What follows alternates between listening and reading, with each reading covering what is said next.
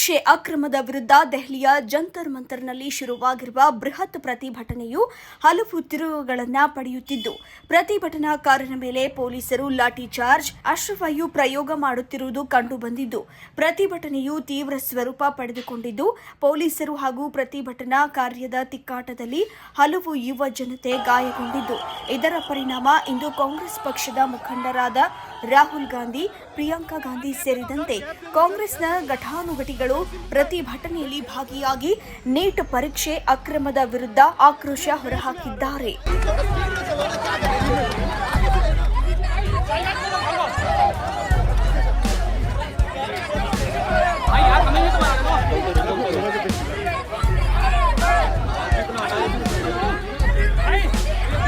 यार आप ही आए जा रहे हो फेस पे.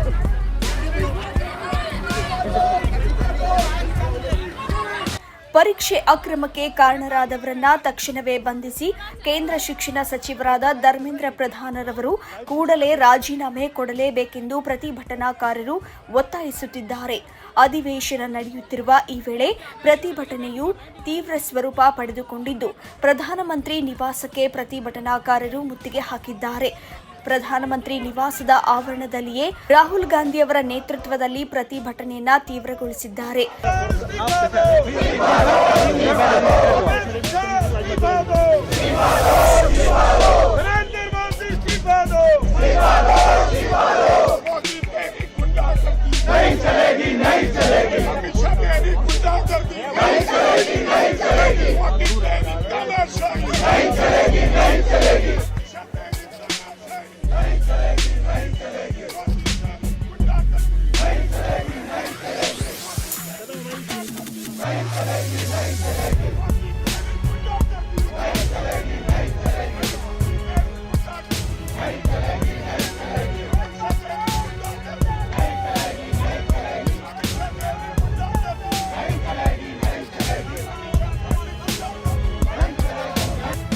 ಖ್ಯಾತ ಸಾಮಾಜಿಕ ಹೋರಾಟಗಾರ ಸೋನಂ ವಾಂಗ್ಚುಕ್ ಅವರ ಉಪವಾಸ ಸತ್ಯಾಗ್ರಹದ ಮೂಲಕ ಪ್ರಾರಂಭವಾದ ನೀಟ್ ಅಕ್ರಮದ ವಿರುದ್ಧ ಪ್ರತಿಭಟನೆಯು ದಿನೇ ದಿನೇ ತೀವ್ರ ಸ್ವರೂಪ ಪಡೆದುಕೊಳ್ಳುತ್ತಿದ್ದು, ಇನ್ನು ಯಾವ ಹಂತಕ್ಕೆ ತಲುಪುತ್ತದೆಯೋ ಕಾದು ನೋಡಬೇಕಿದೆ.